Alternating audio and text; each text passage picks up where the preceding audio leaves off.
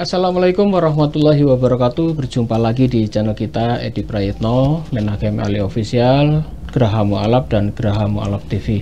Seperti biasa setiap malam malam Senin mungkin siar nanti ya.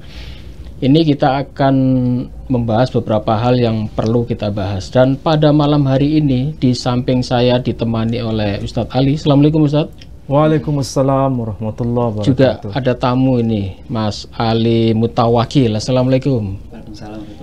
Nah, ini ada yang menarik. Kenapa menarik? Sebelum kita membahas topik yang akan kita bahas malam hari ini. Malam hari ini kita akan membahas soal nuzulul Quran ya, karena ini masih bulan Ramadan, termasuk nuzulul Taurat. Nah, ini yang menarik, ada nuzulul Quran dan ada nuzulul Taurat. Nah, sebelum kita bahas lebih lanjut ini Mas Ali Mutawakil, coba ceritakan ini pengalaman Anda, katanya ada di Maroko ya waktu itu ya. Kok tiba-tiba bisa ketemu dengan Ustadz Ali ini? Silakan. Kemarin pas di Maroko itu sekitar tahun 2014. 2013 2014 ya. Itu karena memang ada satpam yang cuti di embassy. Di embassy itu ada satpam yang cuti, kemudian ada yang kosong kan, nggak ada yang jaga embassy. Maka saya yang jaga waktu itu, satpam sama Mas Fitro. Kemudian lalu ada dua dosen Pak Badiar sama Pak Ali itu sedang melakukan ngajar ya di Muhammad Khamis, dosen tamu di Muhammad Khamis. Dan jadi kita sering bercengkrama di situ, masak dan lain-lain. Terus termasuk Ustadz Ali ini ke Madinah, ke kota Ribat untuk nyari buku. Ke Pasar Loa, muter-muter buku-buku itu cari buku-buku yang berbahasa Ibrani. Yang aneh-aneh ya? Yang aneh-aneh. Ini sebetulnya Mas Ali Mutawakil ini di sana dalam rangka apa ini? Waktu itu studi S1. S1-nya di Maroko. Di Maroko, di kota Fes, di Universitas Sidi Muhammad bin Abdullah. Gitu. Terus sekarang S2-nya? Terus S2 di Jogja, kemudian S3 hari ini di Jogja juga, di UIN Sunan Kalijaga. Studi Islam. Studi Islam juga. Iya. S2 kemarin juga studi Islam. S2 tafsir Quran. Oh gitu. Iya. Waktu itu juga mengikuti kuliahnya Ustadz Ali? Ya, ikut ketika ada diskusi kayak gitu. Kuliah online. Kuliah online. Dan tiba-tiba sekarang udah kembali ke Indonesia dan akhirnya bisa ketemu lagi. Bisa ketemu lagi. Surabaya ini ya. Iya. Udah lama ya nggak ketemu ya? Udah lama, terakhir 2015 atau 2016 itu. Iya. Ini saksi ahli, saksi kunci. Saya di Maroko, dia tahu apa yang saya lakukan, apa yang saya kerjakan, belusuan ke pasar-pasar loak, toko buku pasar loak, ya dia tahu.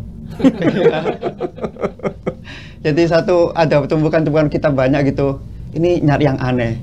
Terus ketemu yang ada bahasa Ibrani, loh ini bagus ini gitu. Ambil beli sampai banyak itu berkresek-kresek gitu. Buku bekas atau baru? Ada yang bekas, ada yang baru waktu dia. Sana di Maroko ada toko-toko bekas buku. Iya, pasar loak buku banyak sekali. Gitu. Kalau mungkin sini itu Jalan Semarang gitu. Kayaknya di Maroko ini memang pusat budaya Islam memang berkembang di sana ya. Iya. Termasuk buku-buku dan sebagainya ya. Iya. Mungkin Mas Ali bisa ceritakan ini soal pendidikan di Maroko, soal agama Islam di sana seperti apa ya? Iya. Kalau agama Islam di sana itu memang 99% Muslim. Kalau 1%-nya mungkin bisa jadi mereka dari kedutaan atau orang asing atau yang mungkin berbisnis di sana gitu. Dan memang kalau secara keislaman di sana Maliki dan madhabnya Maliki, terus akidahnya itu Asy'ariyah gitu. Bahkan itu tercantum dalam undang-undang Maroko sendiri, Asy'ariyah gitu. Dan memang ciri kebudayaan di sana itu Islamnya itu banyak dan cenderung ke tasawuf gitu. Bahkan kalau kalimatnya di Mesir itu Baldatul Anbiya. Kalau Maghrib atau Maroko itu Baldatul Auliya gitu. Negeri para aulia. Tempatnya aulia gitu. Iya. Makanya salah satu kitab yang kemarin ketinggalan itu Ustadz Ali itu kitab Al-Mutrib ini.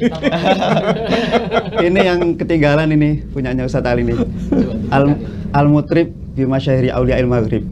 Ini kitab mengenai kisah-kisah para waliullah dari para wali di Maroko sana. Dan kisah-kisahnya banyak dan beraneka ragam. Tapi yang paling menarik menurut saya dan agak kontroversial itu salah satu kalimat di dalam kitab ini, seorang wali itu ra'aitullaha fil manam. Aku melihat Allah di dalam mimpi gitu. Ini sangat kontroversi salah satu kisahnya itu. Tapi memang beliau-beliau para wali di Maroko sangat terkenal dan banyak sekali. Tapi kalau memang tadi dikatakan Maroko pusatnya tasawuf, kalau ada kalimat semacam itu mungkin tidak heran di sana. Tidak heran, betul. Tidak heran. Orang tasawuf, orang filsafat kan pendekatan dirinya kepada Allah luar biasa, Iya. bahkan dia bisa menggambarkan aku bisa melihat Allah, Iya. aku bisa seperti itu ya. Iya, Bahasa majazi. majazi. Dan itu pun kita temukan sebetulnya di Indonesia juga banyak. Oh, iya. Islam aliran tasawuf ya, sampai Iya. hari ini ya, ma'rifah, Iya. thariqat itu kan Iya. termasuk aliran itu ya. Iya, Betul ya seperti betul, itu. betul. Kalau di Indonesia sekarang lagi rame-rame, wah ini kisah aneh-aneh dan lain-lain yang nggak masuk akal.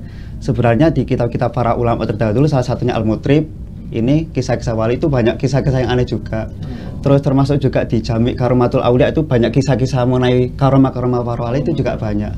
Gitu. Dan memang salah satunya itu ada Syekh Hasan Al-Basri, itu beliau tutwa bihimul art, itu beliau melakukan melipat bumi Melipat bumi. dari Baghdad tempat beliau tinggal ke Mekah itu untuk sholat duhur Masya Allah. gitu, Gitu ya. di Jami' Karomatul Aulia itu.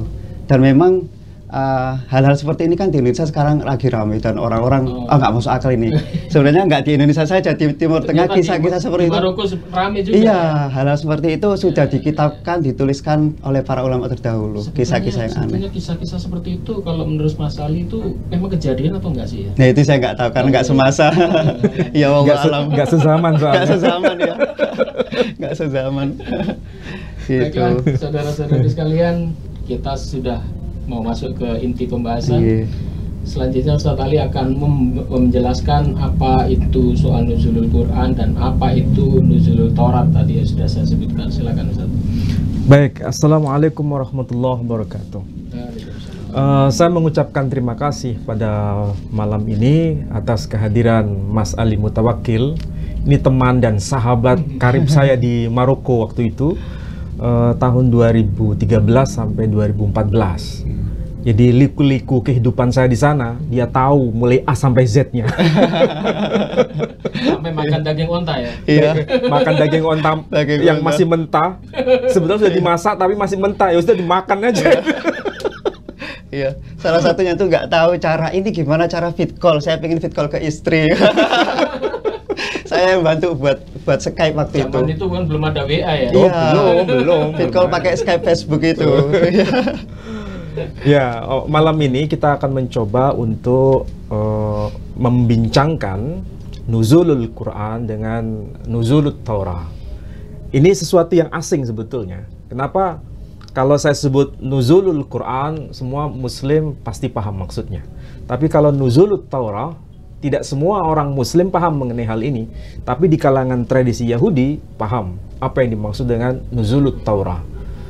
Nah, kebetulan Maroko itu sebetulnya memang tadi sudah dikatakan oleh Mas Ali Mutawakkil, mayoritas itu muslim.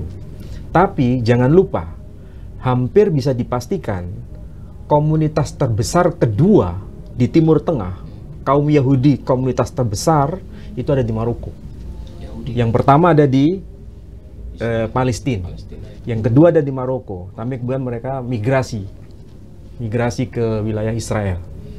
Tapi kalau dikatakan jumlah terbesar ya di Maroko itu kawasan Timur Tengah. Jadi iya, jadi jejak kehidupan dan kebudayaan tradisi Yahudi itu di Maroko sangat luar biasa. Makanya sampai saya belusuan ke mana pasar lawak di Maroko, ya buku-buku Yahudi banyak.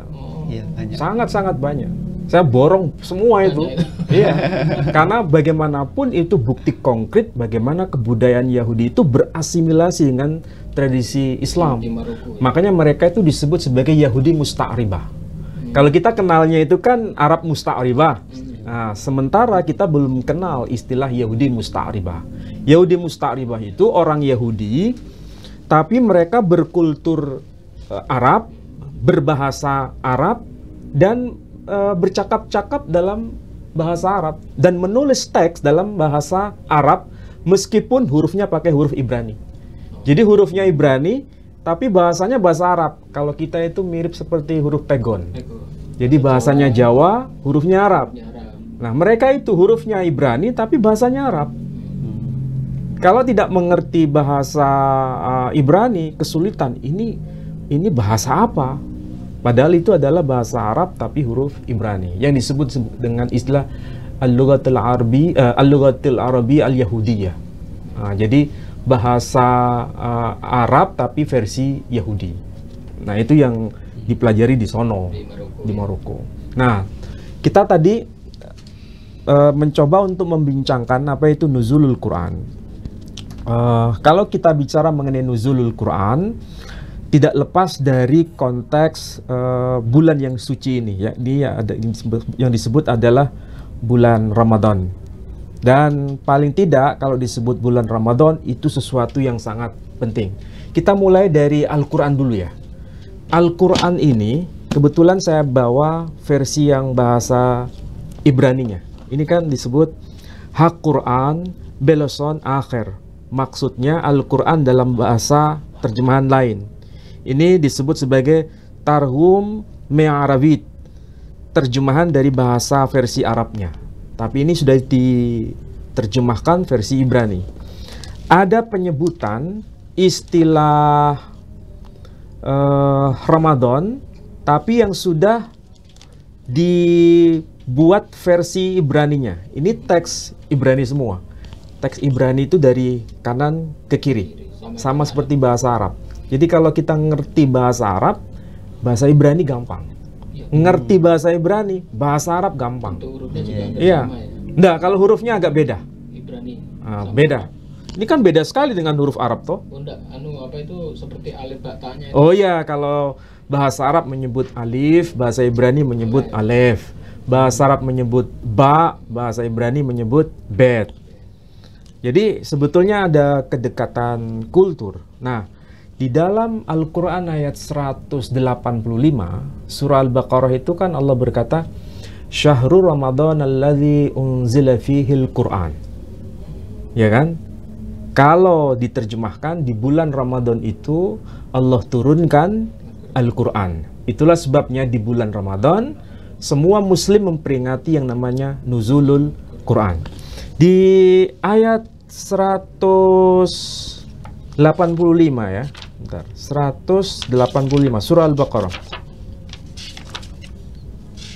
185 disebutkan begini. Khodesh. Kalau Khodesh kira-kira bahasa Arabnya apa? Qadasa. Ya, jadi kudus. Kuduskanlah, maksudnya. Kalau di sini artinya Khodesh. Ramadan. Jadi di sini tertulis Khodesh Ramadan Asher Horat Boha Quran. Jadi kalau di bahasa Ibraninya, kalau dilakukan begini, Khodesh Ramadan Asher Horat Boha Quran. Jadi gitu. Miripkan dengan orang mengaji. Iya toh? Kalau diterjemahkan, kuduskanlah Ramadan. Jadi ada perintah menguduskan bulan Ramadan. Khodesh Ramadan, kuduskanlah Ramadan. Asher horat bo Quran. Kalau asher bahasa Arabnya itu sama dengan alladhi, yang.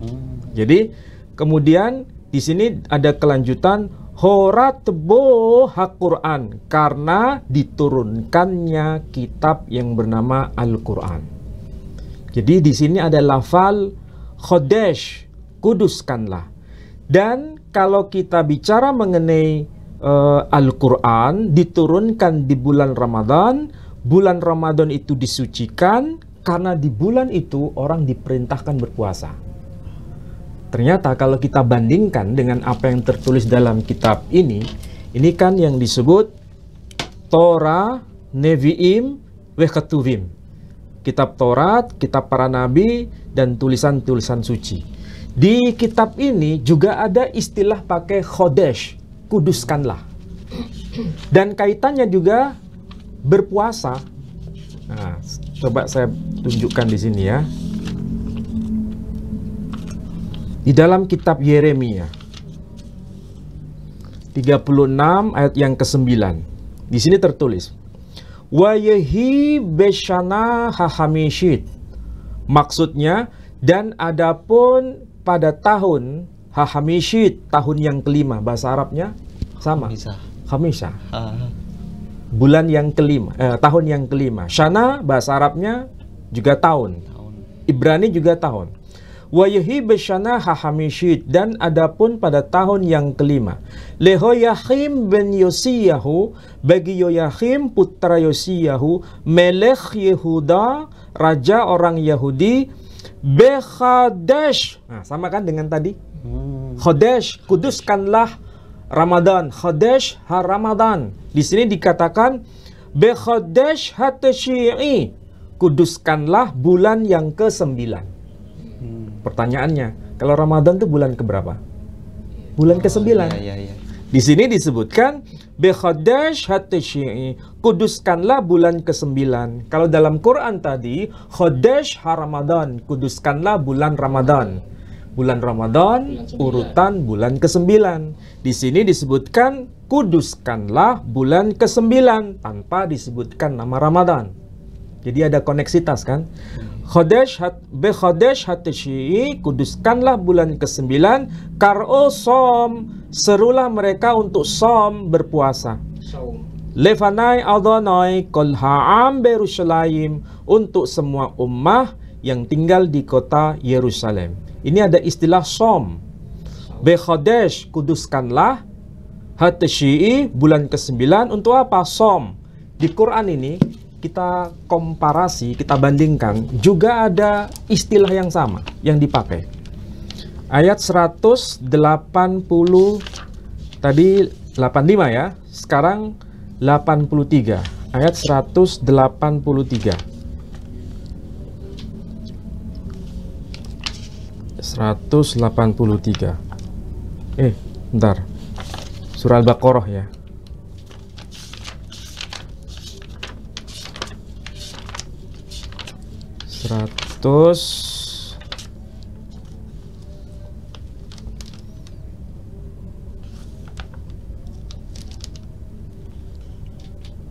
Kalau perintah puasa itu 180 berapa? 83 ya? 183. Nah, di sini ada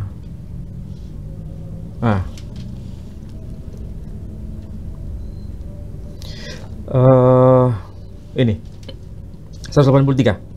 Chodesh ha-Ramadan asher horat bo ha-Quran. Ini 185 ya. 5. Tadi ya. Ada istilah Chodesh, kuduskanlah Ramadan asher horat, yang pada bulan ini diturunkan Al-Quran. Kalau yang 183 itu ada perintah begini. Hoi elle asher emenu, wahai orang-orang yang beriman. Ya, niktaf alaichem hatsom, diperintahkan bagi kalian hasom, som. Kalau di sini tadi sebutkan apa? Som, sama. Berarti perintah berpuasa. Di bulan apa? Sama. Bulan Ramadan ini. Jadi ada perintah niktaf alaichem, ditetapkan bagi kalian semua hatsom untuk berpuasa, kevi jenektaf, sebagaimana telah ditetapkan ale asher kadmo, sebagaimana orang-orang sebelum kalian, kadmo lachem, sebelum kalian. Berarti perintah puasa untuk kita muslim itu persis seperti perintah puasa untuk umat sebelum kita. Dan di bulan ke-9 adalah bulan istimewa. Diturunkannya kitab Quran itu di bulan Ramadan. Kitab Taurat juga menyebut itu bulan yang istimewa. Makanya di situ kalau disebutkan bulan ke-9 untuk kitab Taurat itu adalah bulan Kislev. Mereka sebut Kislev. Dan itu harinya terdiri atas 29 sampai 30 hari. Nah, ketika Musa menerima hukum Taurat di Bukit Sinai, itu kan ada yang disebut 10 hukum Taurat. 10 hukum Taurat. 10 hukum Taurat itu diterima oleh Musa di bulan apa? Menurut tradisi Islam juga di bulan Ramadan. Hanya tanggalnya yang berbeda. Tanggalnya di bagian akhir, tanggal-tanggal akhir. Ya 10 hari terakhir itu. Cuma tanggalnya yang berbeda. Itu Taurat, kemudian Injil, kemudian Zabur, kemudian Quran diturunkan semua di bulan istimewa itu. Itulah sebabnya tradisi Yahudi itu menyebut dengan istilah Yom Kippur.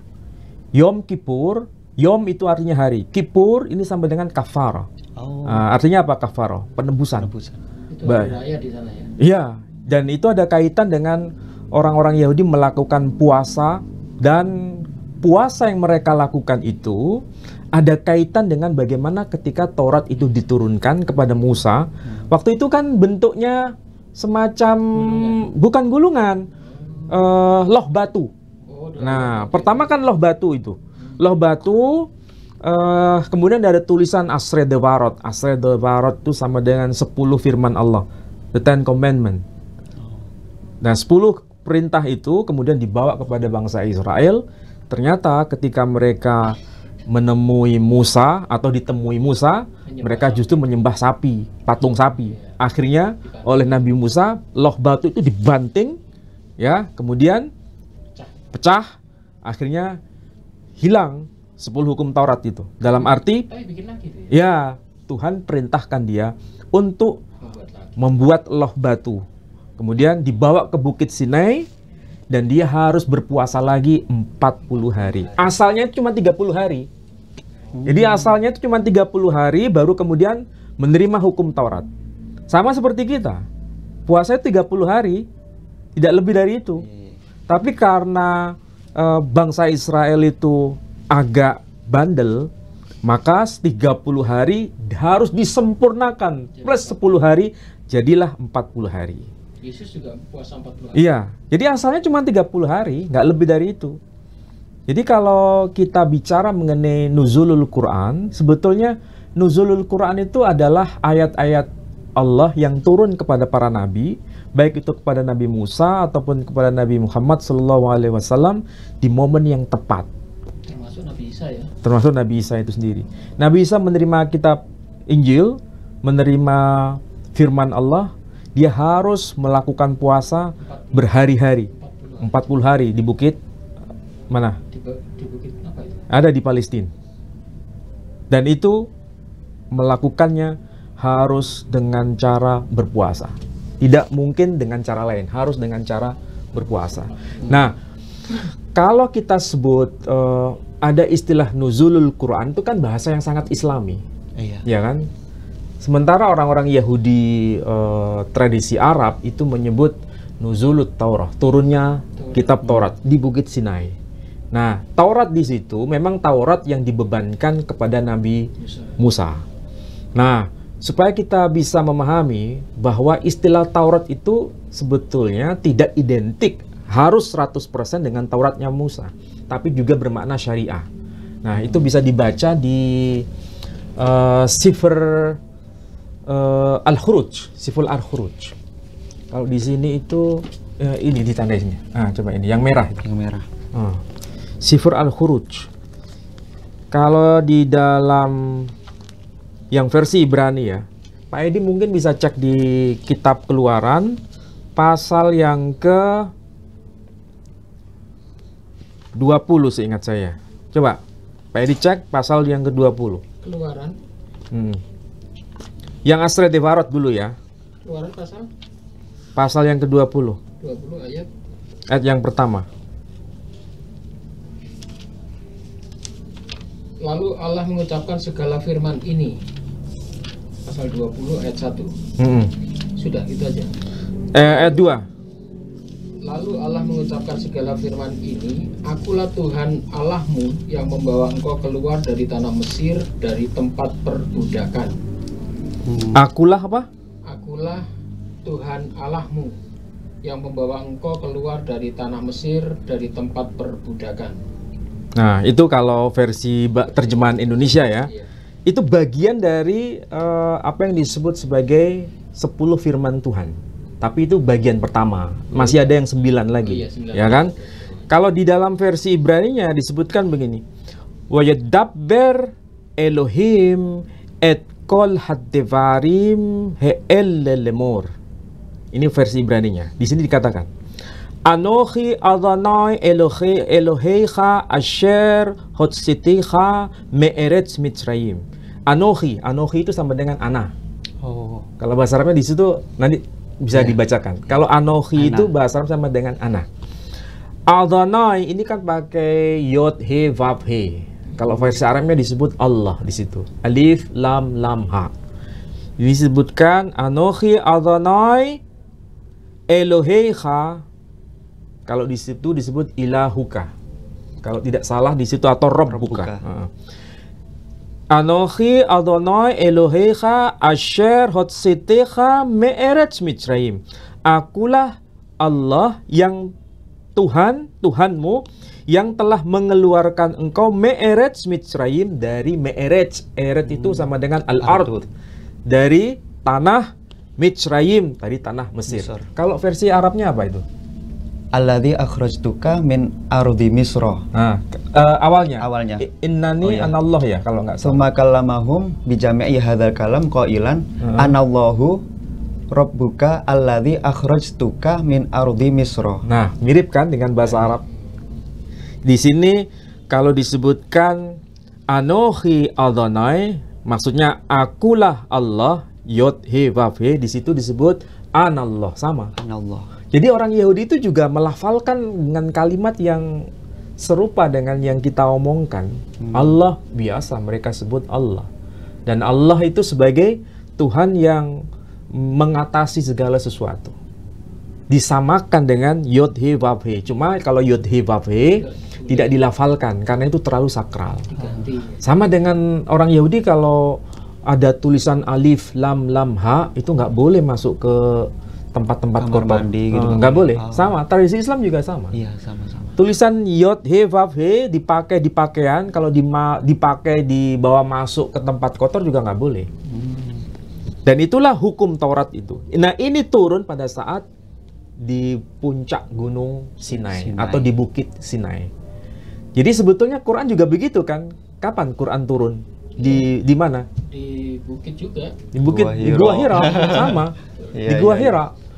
Gua Hira itu bukan sekedar gua, di situ bukit. Oh iya, bukit. Dan Bukit Sinai juga sama, bukit, tapi di situ ada gua. Ada gua. Dan gua itu sampai sekarang masih ada. Waktu Nabi Musa mendapatkan 10 perintah itu ada gua juga di Loh, ada gua di situ, di Bukit Sinai itu sama. Jadi intinya bukan sekedar gua, tapi ada bukit, tapi di atas bukit itu ada gua. Disitulah yang namanya Nuzulul Quran dan Nuzulul Taurah. Tapi bentuknya kalau versi Yahudi itu lempengan batu. Dan di situ ada tulisan.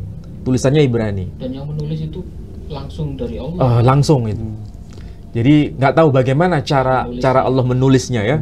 Cuma di situ tulisannya Ibrani. Dan itu yang dibawa kepada bangsa Israel, tapi harus melalui puasa berapa hari?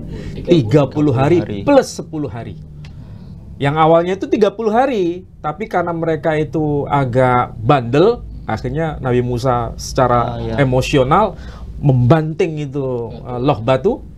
Allah perintahkan buat lagi loh batu, nanti aku tuliskan kembali di atas Bukit Sinai. Tapi dengan syarat 40 hari. Puasa tambah 40 hari lagi. Iya, 30 hari plus 10. Plus 10. Jadi plus 10 itu gara-gara bandelnya bangsa Israel itu. Tapi di Islam juga ada ya, setelah kita puasa juga ada plus itu ya, puasa Syawal. Puasa Syawal 6 hari. Cuma 6 hari. 6 hari, cuma 6 hari. Tapi nggak ada kaitan dengan peristiwa Nuzulul Taurah ataupun Nuzulul Quran. Seperti yang dilakukan Nabi Musa itu nggak ada kaitan. Nggak ada kaitan sama sekali. Jadi itulah sebetulnya kalau kita memahami tradisi agama Timur Tengah, baik itu Yahudi, Kristen, dan Islam, itu sebetulnya ada mata rantai. Cuma sayang ya, teman-teman yang kuliah di Maroko kebanyakan hanya dirosa Islamiyah. Padahal seharusnya di sana itu ada dirosa Ibriyah. Studi mengenai keibranian, Bu. Ada, kitab-kitabnya ada, kayak gini salah satunya. Cuma jarang disentuh dan jarang yang membaca ini kan? Iya, Padahal di Maroko ada. Tapi kita kapan hari ketemu santri tanpa beras, dia ambil studi Ibrani ya. Di mana kemarin yang santrinya punya? Oh, ada di Israel. Israel ya. Di Israel, dia studi Israel. Juga. Memang itu manusia langka. Ya, dan memang harus dimulai karena pesantren itu sebetulnya basis keilmuan. Semua keilmuan itu ada di pesantren. Cuma ada yang konsentrasinya di bidang syariah, ada yang konsentrasinya di bidang akidah, ada yang konsentrasinya di bidang muqaranah, baik itu muqaranatul adyan maupun muqaranatul madahib. Nah, itu tergantung dari passion masing-masing. Gitu. Jadi paling tidak Pak Edi, kalau kita bahas mengenai nuzulul Quran di bulan yang suci, nuzulut Taurah juga di bulan yang suci, dan harus menjalankan ibadah ritual puasa, itu bukan hanya tradisi Islam, tapi itu adalah tradisi dari agama yang diturunkan sebelumnya. Maksudnya kitab suci yang diturunkan sebelumnya. Baik, saya kepingin tanya kepada Mas Ali soal nuzulul Quran ya. Ini Al-Quran itu kan diturunkan bertahun-tahun. Iya. Apakah apa yang diucapkan oleh Ustadz Ali tadi, bulan Ramadan itu setiap bulan Ramadan atau hanya awal atau gimana? Mungkin Mas Ali bisa jelaskan. Iya. Memang pertama kali turun itu di bulan Ramadan. Jadi selama 22 tahun, 2 bulan, 22 hari itu, dalam kurun waktu itu keseluruhan Al-Quran itu diturunkan gitu. Jadi nggak hanya turun di bulan Ramadan saja, tapi setelah itu juga turun secara perlahan-lahan dan secara per ayat atau per surat gitu selama itu. Atau mungkin waktu turun di Gua Hiro itu ya bulan Ramadan juga. Ya memang. Iya. Bulan Ramadan. Berarti pas puasa itu Nabi berarti. Betul.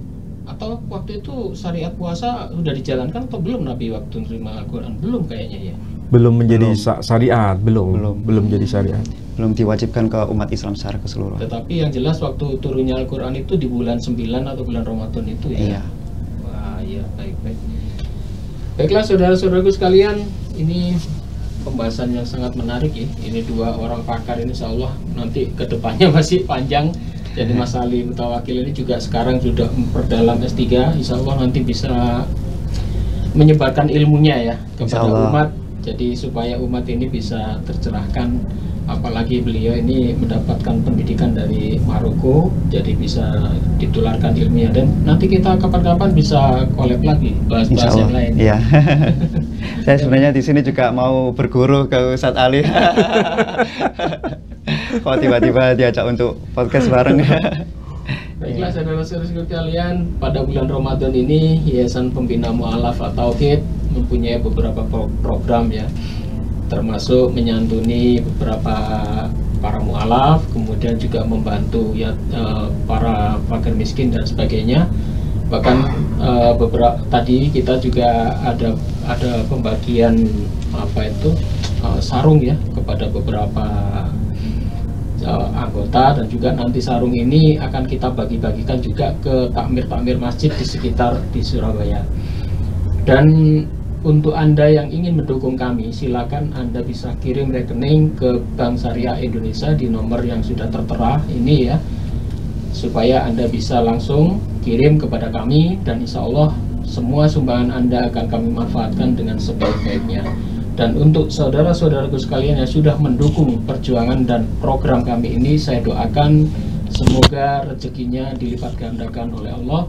Dan untuk Anda yang saat ini masih menjalankan ibadah puasa, saya doakan menjalankan ibadah puasa nanti bisa sampai tuntas ya. Dan semoga amal-amal semua ini semua dicatat oleh Allah Subhanahu wa taala ya. Mungkin ada closing Ustaz. Ya, ada dua hal yang ingin saya tekankan di sini. Pertama, kitab suci yang diturunkan oleh Allah Subhanahu wa taala itu berasal dari sumber yang sama. Hanya saja ketika dibebankan kepada para ummah, maksudnya umat para nabi, itu punya nama yang khas. Ada yang disebut Taurah, ada yang disebut Quran. Tapi antara Taurah dengan Quran itu sebetulnya ada kesejajaran konten. Isinya itu banyak kesamaan. Makanya orang Yahudi itu menyebut kitab sucinya disebut Hamikra. Hamikra itu dari kata kerea, sama dengan Quran, diambil dari kata qara'a. Jadi Hamikra sama dengan Quran itu sesuatu yang dibaca. Makanya orang Yahudi kan membaca itu, dilagukan, sama seperti Quran kita itu, kita lagukan, kita baca. Terus yang kedua, kitab suci ini diturunkan pada bulan istimewa. Nah, bulan istimewa itu adalah bulan ke-9, sedangkan Islam menyebutnya bulan Ramadan. Dan di saat bulan istimewa itulah mereka dibebani untuk berpuasa.